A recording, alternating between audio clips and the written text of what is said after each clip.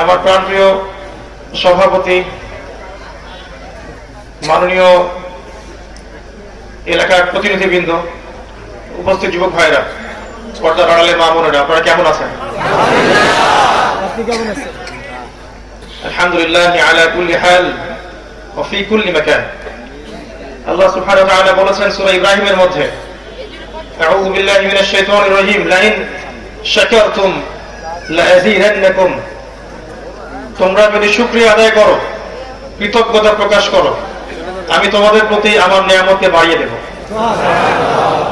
ওয়া লাইন কাফারতুম, কিন্তু তোমরা যদি কুফরি করো, অস্বীকার করো, মনে রাখবে ইন্না আযাবি লাশাদীদ, আমার আযাব, শাস্তি বড় কঠিন। আল্লাহ রাব্বুল আলামিন একই সাথে গফুরুর রহিম, আবার শাদীদুল ইকাব, তিনি পরম করুণাময়, অসীম দয়ালু বটে, আবার সে আল্লাহ পাক কঠিন শাস্তিদাতাও বটে।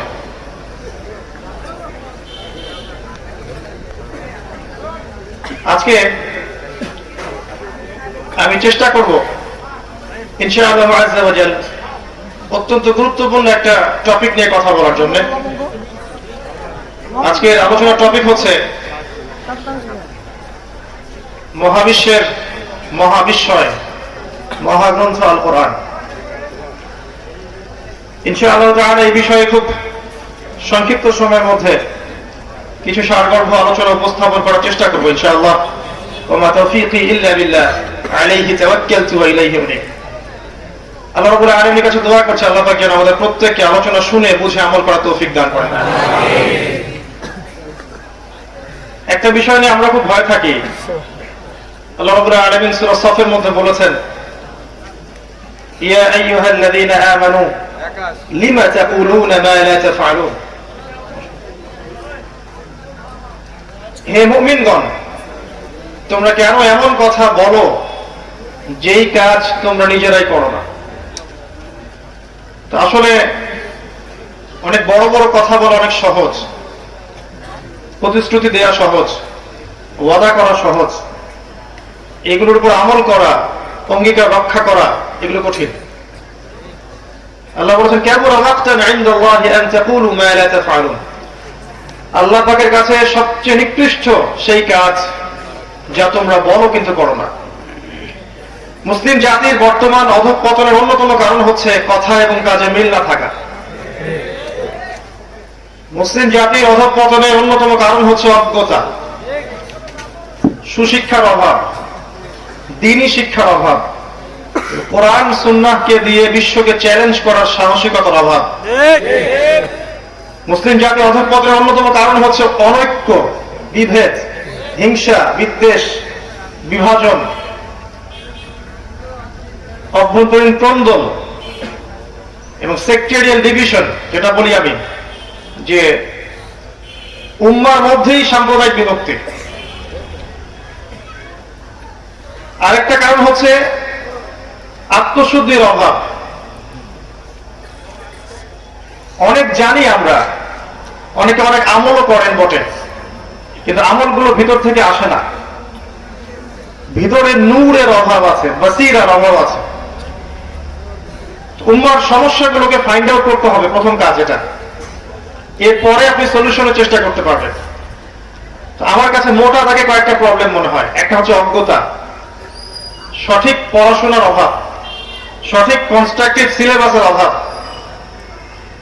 জানা অনুযায়ী আমলের ঘাটতি, দুনিয়ার মোহ, অনৈক্য, হৃদয়ে নূর না থাকা এবং কোরআন সুন্নাহকে দিয়ে এই ওয়ার্ল্ডকে চ্যালেঞ্জ করার সাহসিকতার অভাব আছে আমাদের মধ্যে। এগুলো বড় বড় দাগে সমস্যার কথা বললাম। আমরা একটা সমাজের দিকে আপনাকে নিয়ে যাব আজকে। যদিও গতকাল রাতে লক্ষ্মীপুরের মাহফিলে আমি কথাটা বলেছিলাম, অত বড় বিষয় আপনাদেরকে বলবো না, শুধু মূল পয়েন্টটা বলবো যে আজকে থেকে প্রায় 1450 বছর আগে একটা সমাজ ছিল, যে সমাজের মধ্যে মৌলিক মোটা দাগে 5টা পাপ ছিল। কয়টা পাপ ভাইরা? এক নাম্বার হচ্ছে আশিরক, 2 নাম্বার হচ্ছে রিবা, 3 নাম্বার হচ্ছে খামর, মাদক। 4 নাম্বার নারী জাতির অবমাননা। আর 5 নাম্বার রক্তক্ষয়ী গোত্রীয় দ্বন্দ্ব। আবার বলছি, ওই জাহেলি মক্কার দিকে তাকান, যেটাকে আমরা এখন বলি আইয়ামে জাহেলিয়াত, তাই না? ওই আইয়ামে জাহেলিয়াতের দিকে তাকিয়ে দেখেন, সেখানে 5টা মৌলিক সমস্যা ছিল মোটা দাগে। এছাড়া আরো মাইনর অনেক সমস্যা ছিল, সেগুলো মেজর প্রবলেম না। মেজর প্রবলেম 5টা ছিল। শিরক, আল্লাহ পাকের তাওহীদের সাথে শিরক করা, আল্লাহকে ছাড়া অন্যের উপাসনা করা, বা আল্লাহ কনসেপ্টকে ডিনাই করা, অথবা মাধ্যম পূজা করা, কবর পূজা করা, মাজার পূজা করা, মৃত মানুষের পূজা করা, এগুলো ছিল আইয়ামে জাহিলিয়াতে। এখনকার বিশ্বের দিকে যদি আপনি তাকান, দেখবেন এখনকার বিশ্বের প্রধান সমস্যা হচ্ছে শিরক। প্রত্যেকটা ক্ষেত্রে এখন শিরক আছে। ইবাদতে শিরক আছে, আপনার পারিবারিক জীবনে শিরক আছে, সামাজিক আচার অনুষ্ঠান সংস্কৃতির মধ্যে শিরক আছে, আপনার ইকোনমিক্স এর মধ্যে শিরক আছে, মুআমালাতের মধ্যেও শিরক আছে। মুআমালাতের শিরকটা কেমন? আপনি আল্লাহর হালালকে হারাম করেছেন, আল্লাহর হারামকে হালাল করেছেন, এটা শিরক। তওবা পড়ে দেখেন 31 নম্বর আয়াত, আল্লাহ পাক বলেছেন 29 নম্বর আয়াত, 29। এরকম হতে পারে, আমি হাফেজ নই। এটা প্রথম। 2 নম্বর প্রবলেমটার দিকে তাকান, রিবা বা সুদ। এখনকার ওয়ার্ল্ড যে অ্যাফেয়ার্স চলছে, এই বিশ্বের ইকোনমিক্স সেকশনে সবচেয়ে বড় সমস্যা হচ্ছে রিবা বা সুদ। যদি অনেক দিন বলেছি আমি অনেক লেকচারে, হয়তো কারো ভালো লেগেছে বা কারো ভালো লাগে নাই, কিন্তু আমি কারো প্রতি বিদ্বেষ পোষণ করে এই আয়াতটা তেলাওয়াত করিনি। ওয়াযাক্কির ইন্নামা আনতা মুযাক্কির, তুমি উপদেশ দাও, তুমি শুধু উপদেশদাতা। লাস্তা আলাইহিম বিমুসাইতির, তুমি কারো প্রতি দারোগা নও।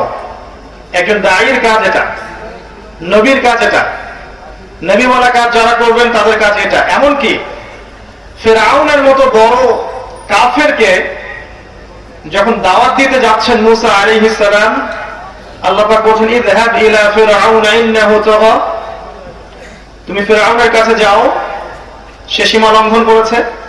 আর ফিরআউনের চেয়ে বড় কোন আল্লাহদ্রোহী এই পৃথিবীতে ছিল না। তুমি ফিরআউনের কাছে যাও, সে সীমা লঙ্ঘন করেছে, কিন্তু ফাকুলা লাহুল কাওলাল লাইয়িনা লাআল্লাহু ইয়াতাযাক্কারু আও ইয়াখশা, তার কাছে গিয়ে নম্র ভাষায় কথা বলো। ফিরআউনের কাছে গিয়ে নম্রভাবে কথা বলো, উগ্রভাবে কথা বলো না। লাআল্লাহু ইয়াতাযাক্কারু আও ইয়াখশা, হয়তোবা সে উপদেশ গ্রহণ করবে, আমাকে ভয় করবে। এটা নবীকে আল্লাহ পাক বলছেন। তাহলে একজন দায়ী যে সমাজ সংস্কারের চেষ্টা করবে, আল্লাহর পথে মানুষকে ডাকবে, তার অ্যাটিটিউড, কথা বলার ভাষা, শব্দ চয়ন এবং যাদেরকে সে দাওয়া দিচ্ছে তাদের সামনে তাকে নরম হতে হবে। আক্রমণাত্মক ভাবে কাউকে আক্রমণ করে, কারো মনে কষ্ট দিয়ে বা উস্কানিমূলক কথাবার্তা বলে সমাজ সংস্কার করা যাবে না। নবী সাল্লাল্লাহু আলাইহি ওয়াসাল্লাম সম্পর্কে আল্লাহ পাক বলেছেন, তুমি যদি কঠোর মনের হতে, তাহলে মানুষ তোমার কাছ থেকে সরে যেত। এটা আল্লাহর দয়া তোমার প্রতি, যে তুমি কোমল মনের মানুষ হয়েছে। তো আমি অনেকদিন আয়াতে তেলাওয়াত করেছি যে আল্লাহ রাব্বুল আলামিন সূরা বাকারার মধ্যে বলেছেন, ইয়া আইয়ুহাল্লাযীনা আমানু, হে ঈমানদারগণ, ইত্তাকুল্লাহ, তোমরা আল্লাহকে ভয় করো। ওয়াযারু মা বাকিয়া মিনার রিবা, সুদের অবশিষ্ট সব অংশ ছেড়ে দাও, চক্রবৃদ্ধি হারে সুদ খেও না। ওয়া ইল্লাম তাফআলু, যদি তোমরা এটা না করো, ফাযারু বিহারবিন মিনাল্লাহি ওয়া রাসূলিহি, তাহলে আল্লাহ এবং তার রাসূলের সাথে যুদ্ধের ঘোষণা শুনে রাখো। ডিসিশন আপনার। আমরা শুধুমাত্র আয়াতগুলো তেলাওয়াত করে শোনাচ্ছি। রাসূলুল্লাহ সাল্লাল্লাহু আলাইহি ওয়াসাল্লাম সহিহ বুখারী হাদিসে বলেছেন, যে ব্যক্তি 1 দিরহাম সুদ খায়, সে যেন 36টা মেয়েকে ধর্ষণ করল। একটা বিখ্যাত হাদিস তো আপনারাও জানেন, সুদের পাপের 73টা শাখা আছে বা 70টা শাখা আছে। 2টা হাদিস। সবচেয়ে নিম্ন শাখা হচ্ছে নিজের মায়ের সাথে জেনা করা।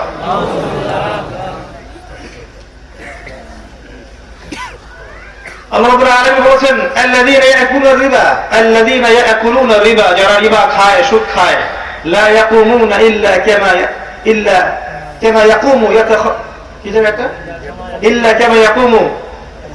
ইয়াকুমু আল্লাযী ইয়াতাখাব্বাতুহু আশ-শাইতানু মিনাল মাস। যারা রিবা বা সুদ খাচ্ছে তারা কিয়ামতের মাঠে এমন অবস্থায় উঠবে যে দেখে মনে হবে তাদেরকে জিন ধরেছে। জিন ধরা রোগী দেখেছেন কখনো? বাই দ্য ওয়ে, আপনারা তো জিনে বিশ্বাস করেন কিনা?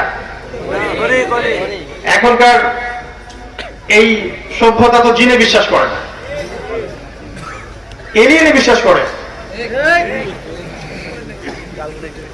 ফেরেশতাতে বিশ্বাস করে না, এলিয়েনে বিশ্বাস করে। জিনে বিশ্বাস করে না, এলিয়েনে বিশ্বাস করে। কারণ জ্ঞানের ডেফিনেশন তাদের কাছে হচ্ছে পরীক্ষা নিরীক্ষা পর্যবেক্ষণের মাধ্যমে যে সিদ্ধান্তে উপনীত হওয়া যায় সেটাই হচ্ছে জ্ঞান।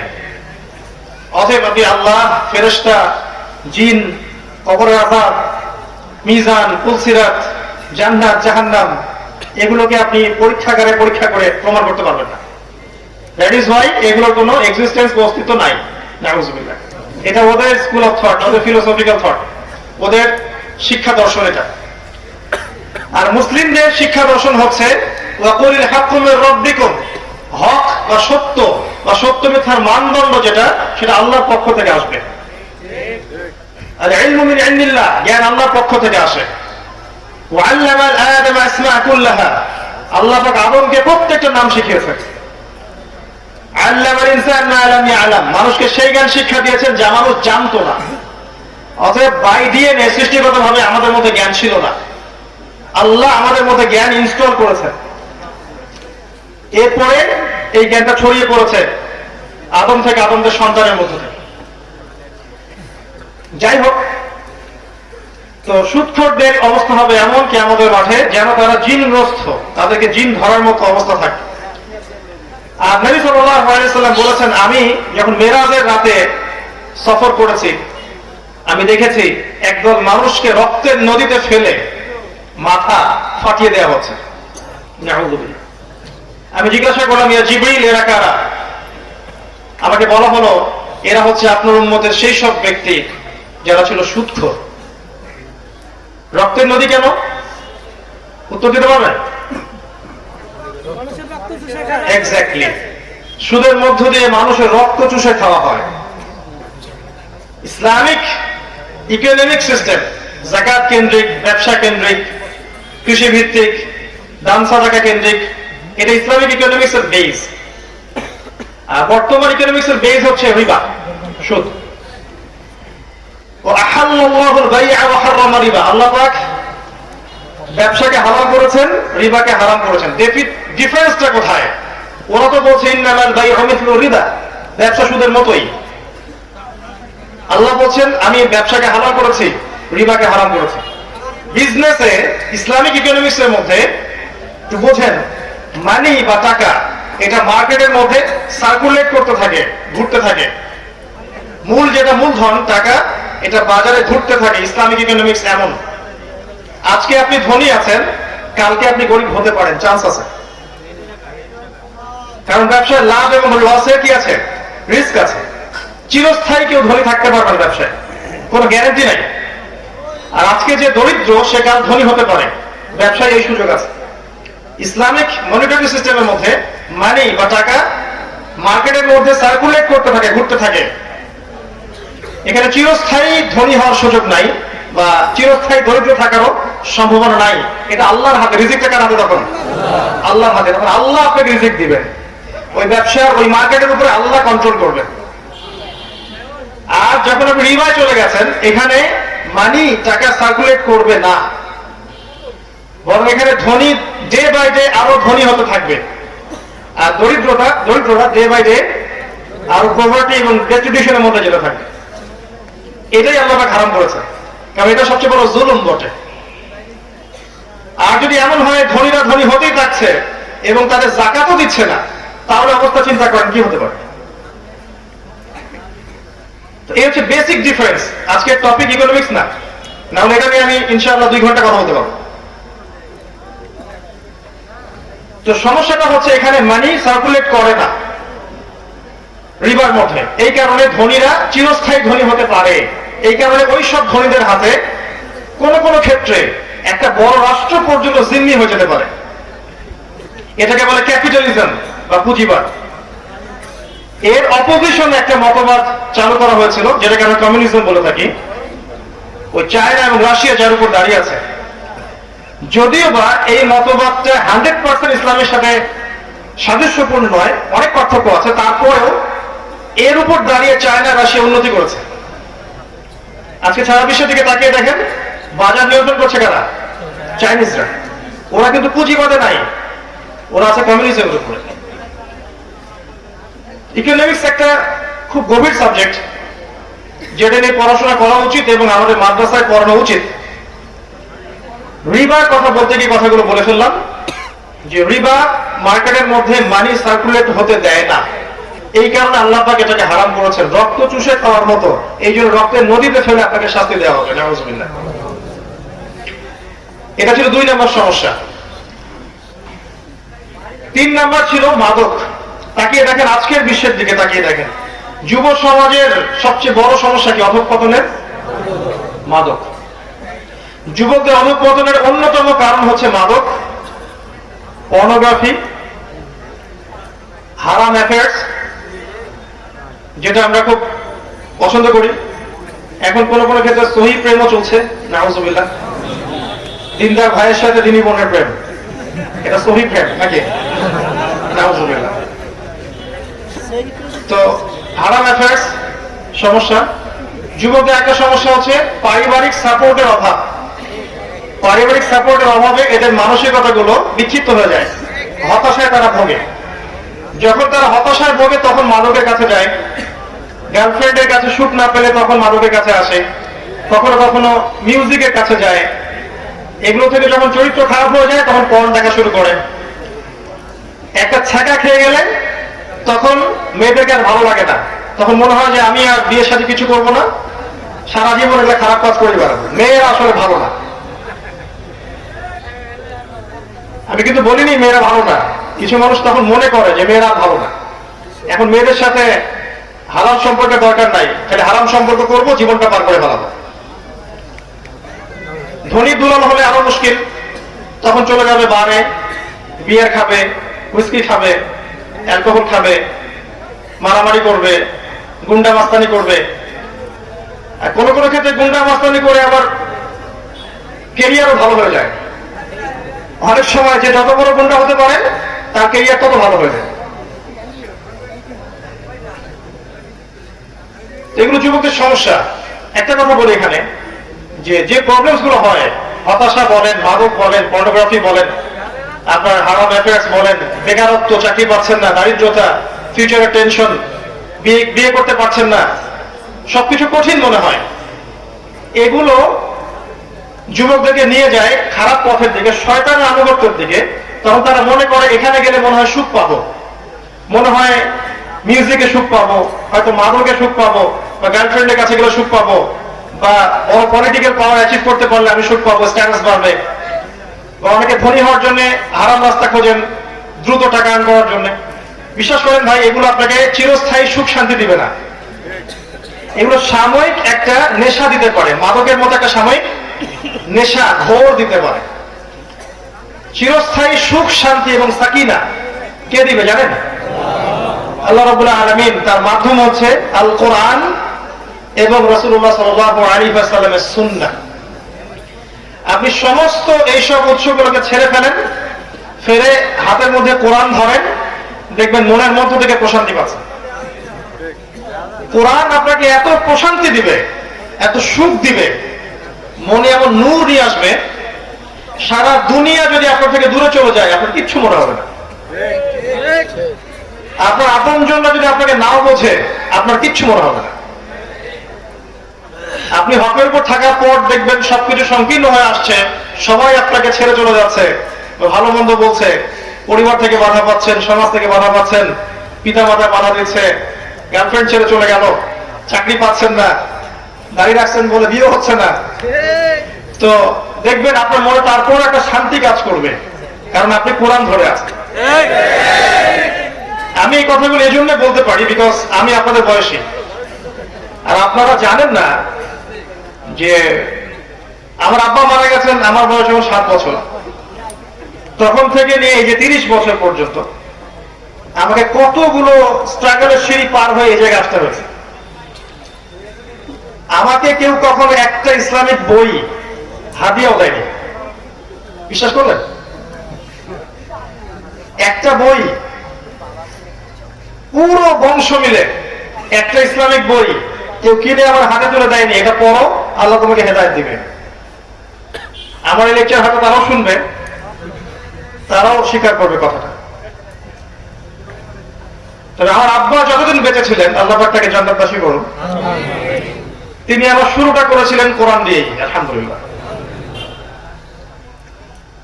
তো এই জন্য আমি আপনাদের সাইকোলজি গুলো ভালো বুঝি। তো এই মাদকটা এখনকার বিশ্বে দেখবে প্রধান সমস্যা যুবকদের অধঃপতনের। 1 নাম্বার কি প্রবলেম বলেছিলাম? শিরক। 2 নাম্বার সুদ। 3 নাম্বার হচ্ছে এই যে মাদক। আইন দিয়ে, প্রশাসন দিয়ে, পুলিশ দিয়ে লস গুলো বাস্তবায়ন করে কোশ্চেনকালেও সমাজ থেকে 100% মাদক দূর করতে পারবেন না যতক্ষণ পর্যন্ত মানুষের ভিতরটাকে, ইন্টারনাল যে আত্মাটা আছে, এটাকে আপনি আল্লাহর আনুগত্যে নামিয়ে আসতে পারছেন। যখন দেখবেন যুবকরা এসব থেকে মুখ ফিরিয়ে আল্লাহর কোরআনকে ধরেছে হাতে, নামাজ পড়ছে 5 ওয়াক্ত, দান সাদাকা করছে, কোরআন তেলাওয়াত করছে, রোজা রাখছে, দাড়ি ছেড়ে দিয়েছে, টাকনুর উপর কাপড় পরছে, হারাম অ্যাফেয়ার ছেড়ে দিয়েছে, হালাল খাচ্ছে, অটোমেটিক দেখবেন এই যুবক কোশ্চেনকালেও মাদকের কাছে যাবে না। কিচ্ছু করতে হবে না, শুধু মানুষের অন্তর জগৎটাকে পরিবর্তন করতে হয়। এটাই ছিল নবীদের কাজ। আর এসে মানুষের আত্মাটাকে, আমাদের নবী সাল্লাল্লাহু আলাইহি ওয়াসাল্লাম আগে মানুষের মস্তিষ্কটাকে, আত্মাটাকে পরকালমুখী করেছেন, দুনিয়া থেকে পরকালমুখী করেছেন। মানুষকে বুঝিয়েছেন যে তোমাকে মৃত্যুবরণ করতে হবে, কবরে সাওয়াল যাওয়া হবে, জান্নাত জাহান্নামের বিষয় আছে, আল্লাহর সামনে দাঁড়িয়ে তোমাকে জবাবদিহি করতে হবে। এই চেতনা যখন ঢুকবে ভিতরে, অটোমেটিক দেখবেন মানুষ পাপ থেকে দূরে আছে। এরপরে পাপ হতে পারে, তখন পাপের শাস্তি হবে, আইন হবে, বিচার হবে। চতুর্থ সমস্যা ছিল ওই যুগে নারীর অবমাননা। একটু বিচক্ষণ দৃষ্টি দিয়ে দেখেন, আজকের বিশ্বে নারীদের উপর যে অবমাননা হচ্ছে, ধর্মের নামে হোক আর অধর্মের নামে হোক, এটা আইয়ামে জাহিলিয়াতকেও হার মানিয়েছে। ধর্মের নামে আমরা ওদেরকে সম্পত্তি দিচ্ছি না, মুসলিম ধর্মের নামে আমরা ওদেরকে শিক্ষা দিচ্ছি না। নারীরা সারা দেশ চষে বেড়াবে, ফিতনা ছড়াবে না, দিনই মসজিদে আসলে, মসজিদে আসলে বা দিনই হালাকায় আসলে ফিতনা ছড়াবে, তাই না? আমরা বলছি না এগুলো?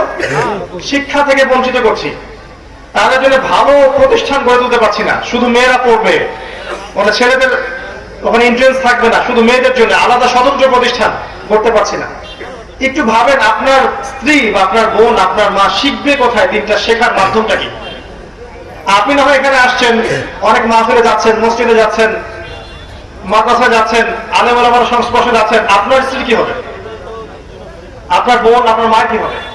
তো মেয়েদেরকে আমরা শিক্ষা দিতে ব্যর্থ হয়েছে এই দিনের নামে।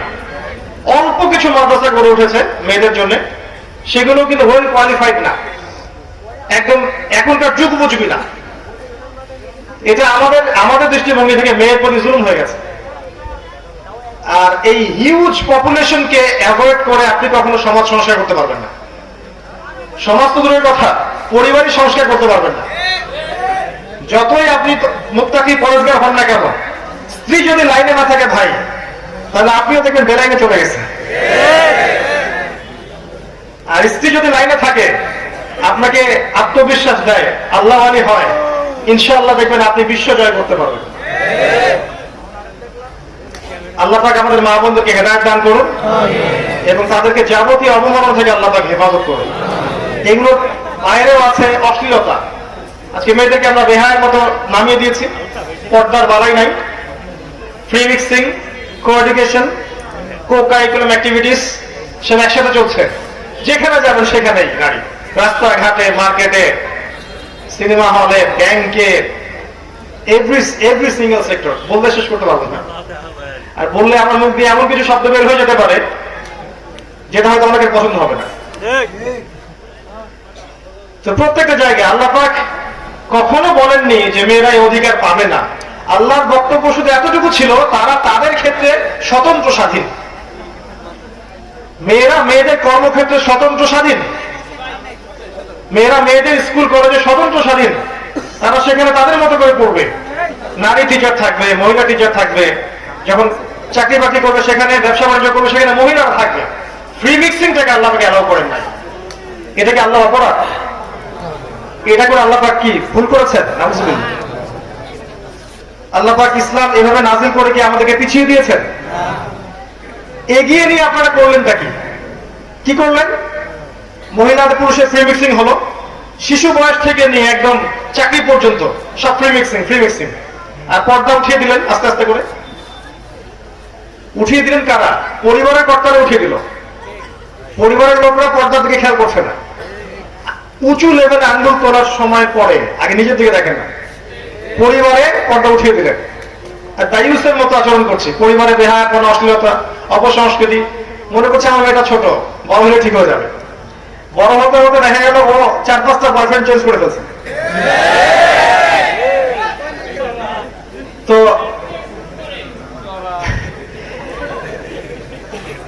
আপনাদের দিকেও আসছি ইনশাল্লাহ। আমরা কি করলাম তাহলে? প্রিমিক্সের মধ্য দিয়ে কি হলো? বেহায়াপনা ছড়াচ্ছে। যখন আপনি নারীদেরকে এভাবে ছড়াবেন, পরিবারের ক্ষেত্রে হোক, সমাজের ক্ষেত্রে হোক, আস্তে আস্তে যেটা হবে যে ছেলে মেয়ের মধ্যে একটা চৌম্বক আকর্ষণ আল্লাহ পাক সৃষ্টি করে দিয়েছেন। এর ফলশ্রুতিতে দেখা যাবে যে সমাজে দুর্ঘটনা ঘটবে, নারী পুরুষের মধ্যে হারাম অ্যাফেয়ার্স হবে, জেনা বাড়বে, পরকীয়া বাড়বে। আর এই যে পর্নোগ্রাফি যে ছড়িয়ে দেওয়া হয়েছে, পর্নোগ্রাফির মধ্য দিয়ে মানুষকে আর মানুষ রাখা হয় না, মানুষকে বানানো হচ্ছে পশু। একটু বোঝেন, যারা পর্ন আসক্ত তারা একটা মেয়ের দিকে এই দৃষ্টিতে তাকাতে পারে না যে সে একটা মানুষ। সে যখন তাকায় মনে হয় একটা ভোগের বস্তু, একে ভোগ করতে হবে, তাকে সম্মান দিতে হবে, বা সে একটা আলাদা মানুষ, তার একটা আত্মা আছে, তার একটা সত্তা আছে, এই কনসেপ্ট থাকে না। মনে হবে সে ভোগের বস্তু। এটা কিন্তু পরিকল্পিতভাবে সারা বিশ্বে ছড়িয়ে দেওয়া হয়েছে, যাতে করে নারীকে নারী মনে না করে পুরুষরা। এবং যখন এরকম সেন্টিমেন্ট তৈরি হবে তখন ধর্ষণ বাড়তে থাকবে, এবং দেখবেন ডে বাই ডে এটা বাড়ছে আর বাড়ছে আর বাড়ছে। আইন দিয়ে আপনি পারবেন না ডমিনেট করতে যতক্ষণ পর্যন্ত সমস্ত পর্ন সাইট বন্ধ করছেন। রুলস করে যতক্ষণ পর্যন্ত সমস্ত পর্ন সাইট বন্ধ না করছেন, ধর্ষণের সংখ্যা কমবে না। ছেলেদেরকে দোষ দিয়ে লাভ নাই যে ছেলেদের মনে রোগ আছে। যখন একটা ছেলে, এখন তো মেয়েরা পর্ন দেখে, সবাই, ছেলে মেয়ে সবাই, এরা যখন রাতের বেলা প্রত্যেক রাতে এগুলো দেখতে থাকবে, ওর মাইন্ডসেটটা পরিবর্তন হয়ে যাবে। ভালোবাসাকে যৌনতা দিয়ে পরিবর্তন করে দেওয়া হয়েছে।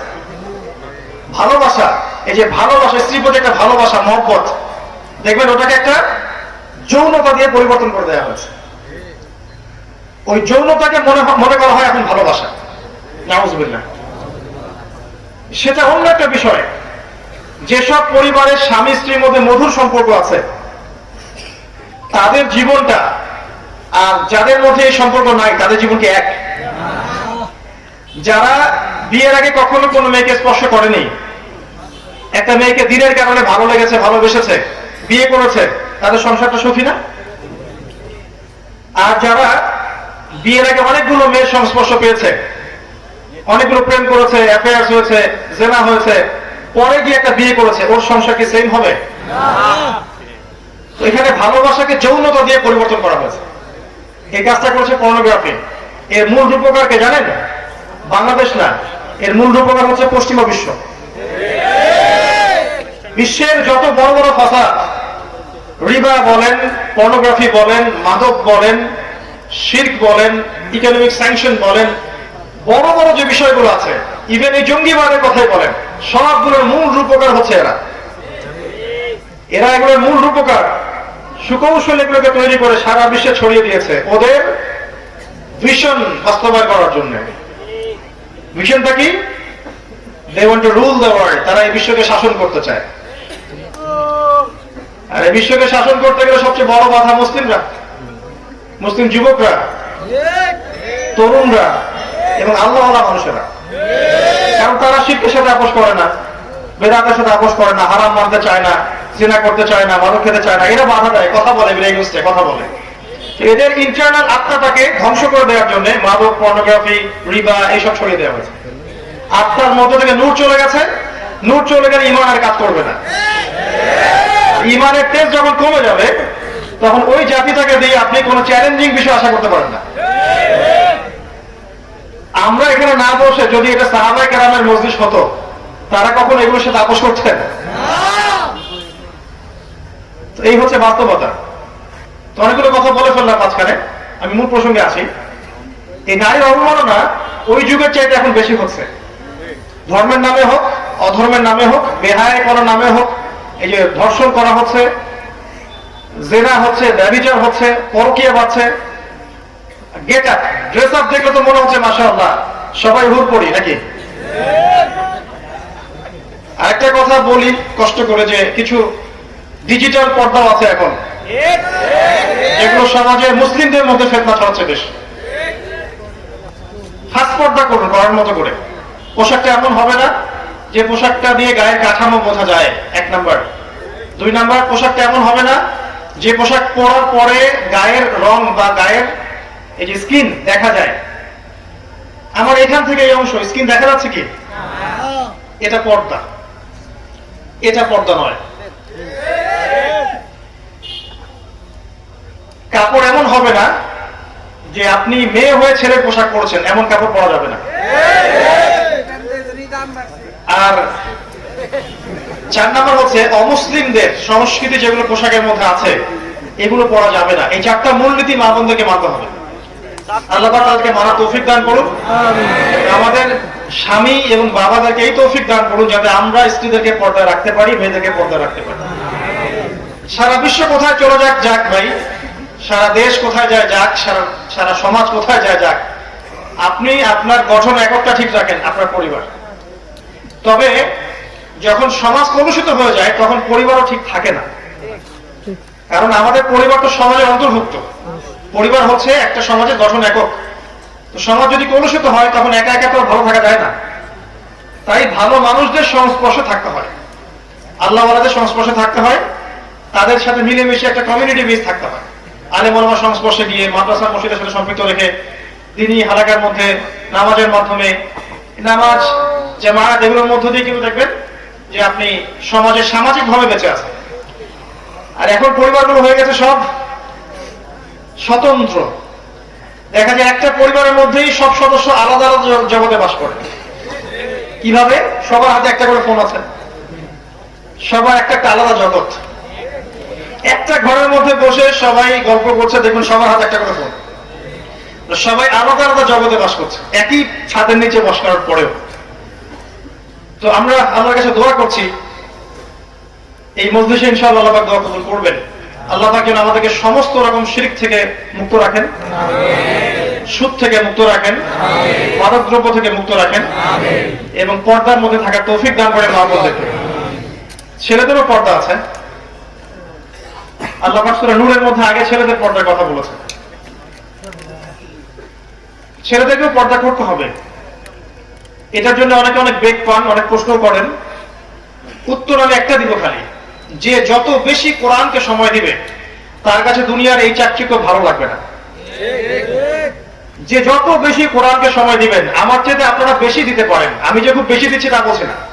এখানে অনেক উপস্থিত মানুষ আছেন যিনি হয়তো আমার চেয়ে বেশি তেলাওয়াত করেন, আমার চেয়ে বেশি গবেষণা করেন, অনেক বেশি সময় দেন। তো যে যত বেশি সময় দিবেন কোরআনকে, তার কাছে দুনিয়ার নোংরামিগুলো তত খারাপ লাগবে। আপনার নজরকে হেফাজত করা ইজি হবে আপনার জন্য। এর পাশাপাশি একা একা থাকবেন না, তিনি ভাইদের সাথে মিলেমিশে থাকবেন, একাকি ঘুমাবেন না। এবং বাসার মধ্যে যে ঘরে ঘরে যে আমাদের টিভি, মনিটর এগুলো আছে, এগুলো রাখবেন না। সবাই যেখানে বসেন ডাইনিং রুম সেখানে রাখবেন। যাবতীয় পর্ন সাইটগুলোকে ব্লক করে রাখবেন আপনার ফোন থেকে, এটা করা যায়। 5 ওয়াক্ত নামাজ টাইম টু টাইম পড়বেন। রাসূলুল্লাহ সাল্লাল্লাহু আলাইহি ওয়াসাল্লামের সুন্নাহ মতো চলার চেষ্টা করবেন এবং আপনার সাধ্য মতো আপনি দ্বীনের দাওয়াতি কাজ করার চেষ্টা করেন, মানুষকে আল্লাহর পথে ডাকার চেষ্টা করেন। দেখবেন আপনার মন থেকে এই খারাপ বিষয়গুলোর প্রতি আকর্ষণ কাজ করবে না, কমে যাবে ইনশাআল্লাহ। এটা একটা টিপস দিলাম। আরেকটা হচ্ছে বেশি থেকে বেশি আল্লাহ জিকির করবেন, সুবহানাল্লাহ, আলহামদুলিল্লাহ, আল্লাহু আকবার, লা ইলাহা ইল্লাল্লাহ, লা হাওলা ওয়ালা কুওয়াতা ইল্লা বিল্লাহ, এগুলা পাশাপাশি লা ইলাহা ইল্লাল্লাহ ওয়াহদাহু লা শারীকা লাহু লাহুল মুলকু ওয়া লাহুল হামদু ওয়া হুয়া আলা কুল্লি শাইইন কাদির। এটা এছাড়াও সকাল সন্ধ্যা যত দোয়া আছে মাসনুন, এগুলো করলে আপনার মনের মধ্যে নূর চলে আসবে ইনশাআল্লাহ। আরেকটা বলবো, মৃত্যুকে স্মরণ বেশি বেশি স্মরণ করলে দেখবেন যে আপনার মনের মধ্য থেকে এই আকর্ষণগুলো উঠে যাচ্ছে। সব উঠে যাবে না তাই বলে আবার, না হলে তো আপনারও সমস্যা। পরে আবার স্ত্রীকে কি দিবেন? কিছু থাকবে, কিন্তু হারাম বিষয়ের প্রতি আকর্ষণ কমে যাবে ইনশাআল্লাহ। আল্লাহ পাক আমাদের সবাইকে হালালের উপর থাকার তৌফিক দান করুন, হারাম থেকে দূরে রাখুন। 5 নম্বর সমস্যা ছিল ওই যুগে রক্তক্ষয়ী দীর্ঘস্থায়ী সংঘাত। গোত্রগুলো ছিল এই যে বনু হাশেম, তারপরে যে বনু কুরাইজা, বনু কাইনুকা, বনু তামিম, বনু তাইম, আপনার এদিকে বনু মাখজুম, অনেক গোত্র ছিল, অনেকগুলো গোত্র। এই গোত্রগুলোর মধ্যে অল্প মানে সামান্য ইস্যুতেই বড় বড় দীর্ঘস্থায়ী রক্তক্ষয়ী সংঘাত হয়েছে। এই সমস্যাটা কি এখন নাই? এই সমস্যাটা এখন বৈশ্বিক রূপ লাভ করেছে। দেখবেন, খেয়াল করে দেখবেন, এখন ধর্মের মধ্যে আমরা বিভিন্ন দলে বিভক্ত আছি না? পলিটিক্স এর মধ্যে আমরা বিভিন্ন দলে বিভক্ত। আবার জিও পলিটিক্স এর ক্ষেত্রে দেখেন আমরা বিভিন্ন রাষ্ট্রে বিভক্ত এবং এক রাষ্ট্র কিভাবে আরেক রাষ্ট্রকে আক্রমণ করে ডমিনেট করতে পারে এই চেতনায় ফিকির করতে থাকে সারা জীবন। এবং কোন কোন ক্ষেত্রে দেখা যায় বিনা অপরাধে নিরীহদের উপর অত্যাচার করা হচ্ছে। এই যে দীর্ঘস্থায়ী রক্তক্ষয়ী সংঘাত আয়ামে জাহিলিয়াতের ওই সুন্নাহ, নাউজুবিল্লাহ, ওইটা এখনো কিন্তু বাস্তবায়িত আছে, বরং এখন আরো অনেক বড় স্কেল এটা পৌঁছে গেছে। তো আমি একটু গুটাচ্ছি এই জায়গা থেকে যে আমি যে 5টা মৌলিক সমস্যার কথা বললাম, আইয়ামে জাহিলিয়াতে যে 5টা সমস্যা ছিল, 1 নাম্বার আল্লাহর সাথে শিরক করা, 2 নাম্বার কি রিবা বা সুদ, 3 নাম্বার মাদকদ্রব্য, 4 নাম্বার নারী জাতির অবমাননা, আর 5 নাম্বার কি দীর্ঘস্থায়ী রক্তক্ষয়ী সংঘাত। এগুলো কিন্তু বর্তমান বিশ্বেও মজুদ আছে। আপনাকে 2 চোখ দিয়ে দেখতে হবে, বাইরের চোখ আর ভিতরের চোখ। এখন প্রশ্ন হচ্ছে যে এই যে যুগটা ছিল, এই যুগটা কেমন করে পরিবর্তন হলো? উত্তর, এই যুগটা পরিবর্তন হয়েছে কোরআনের আলোয়।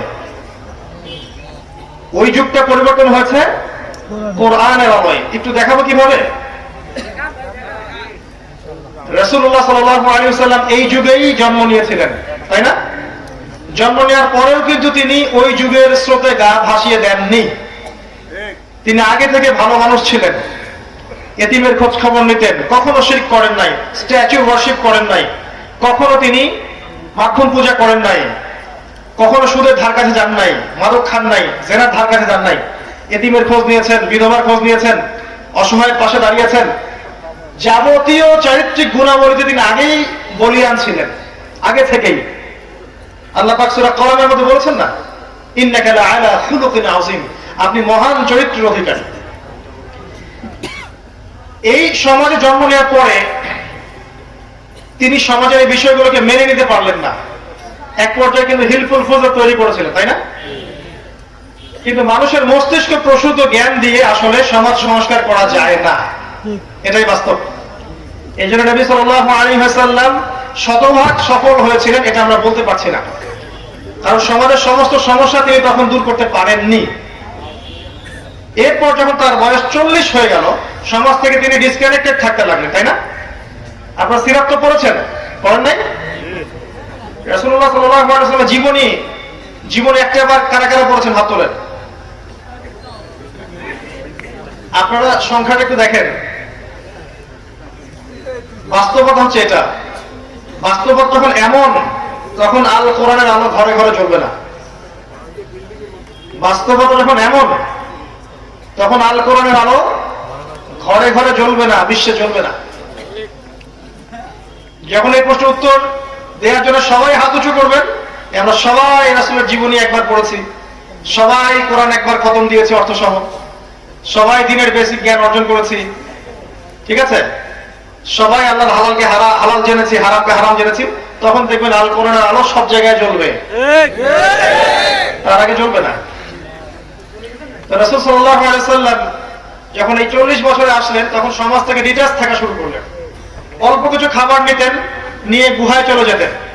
হেরা গুহায় বসে তিনি ধ্যান করতেন, আল্লাহকে ডাকতেন, এবং এই সমস্যা কেমন করে সলভ করা যায় এই চিন্তা ফিকির করতেন।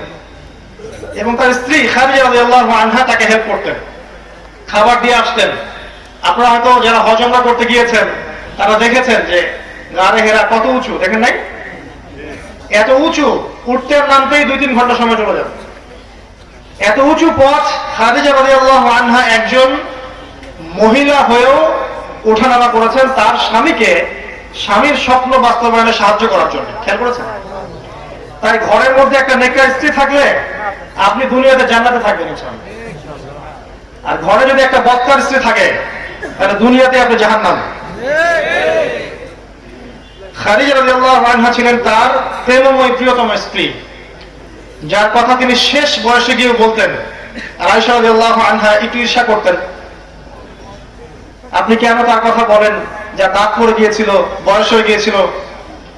রাসূল সাল্লাল্লাহু আলাইহি ওয়াসাল্লাম বলতেন, আয়েশা তুমি তাকে ভালো মন্দ বলো না, কারণ যখন কেউ আমার প্রতি ঈমান আনেনি তখন খাদিজা আমার প্রতি ঈমান এনেছে। সুবহানাল্লাহ।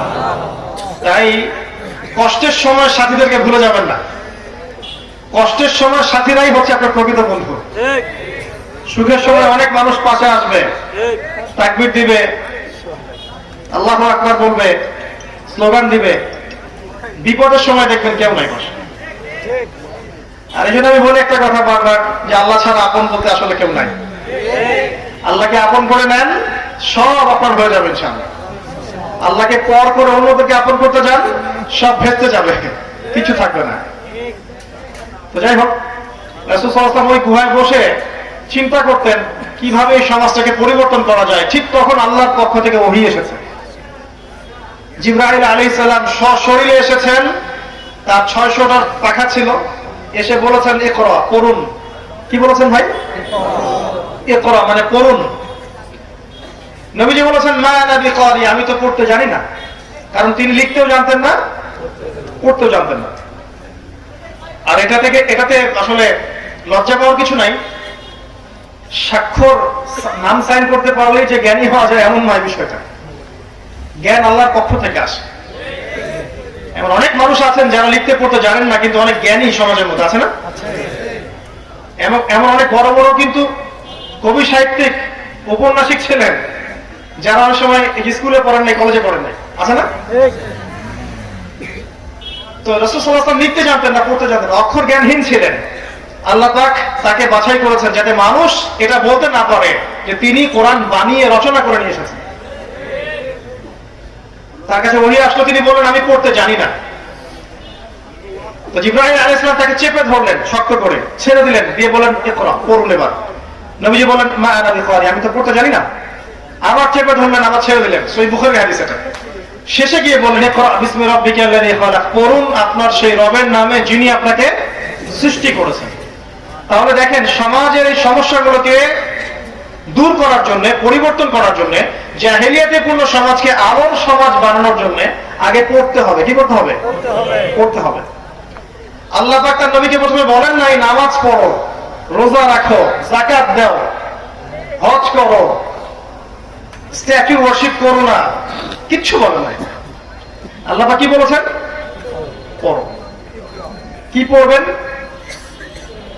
জেনারেল লাইনেই পড়েন আর মাদ্রাসা লাইনেই পড়েন না কেন, আপনাকে কয়েকটা সাবজেক্ট পড়তে হবে।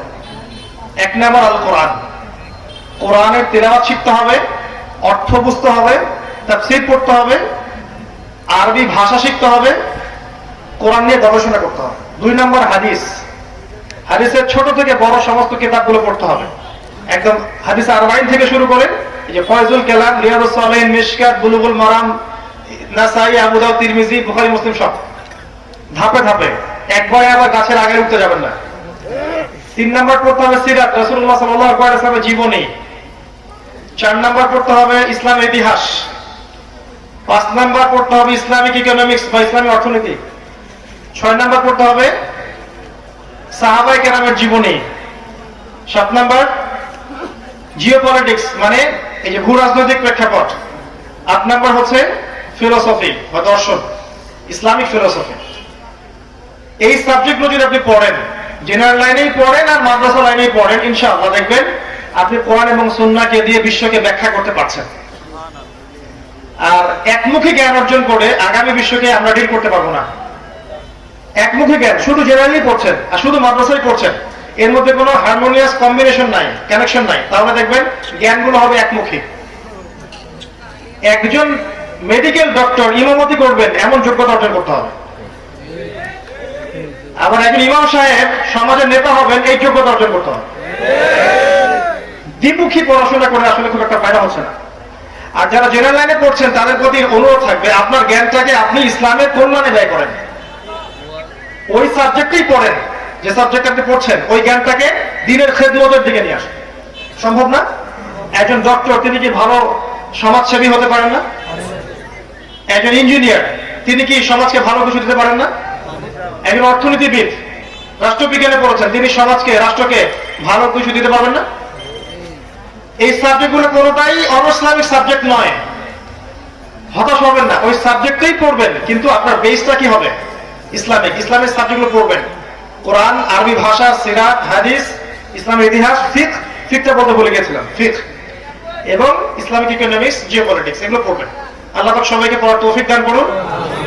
আপনাদের চেয়ে 1 ডিগ্রি বেশি হলে আমাকে যেন পড়ার তৌফিক দান করেন, তাহলে তো আমাকে আর এখানে ডাকবেন না, আমাকে ওখানে বসা লাগবে আর আপনারা এখানে বসবেন।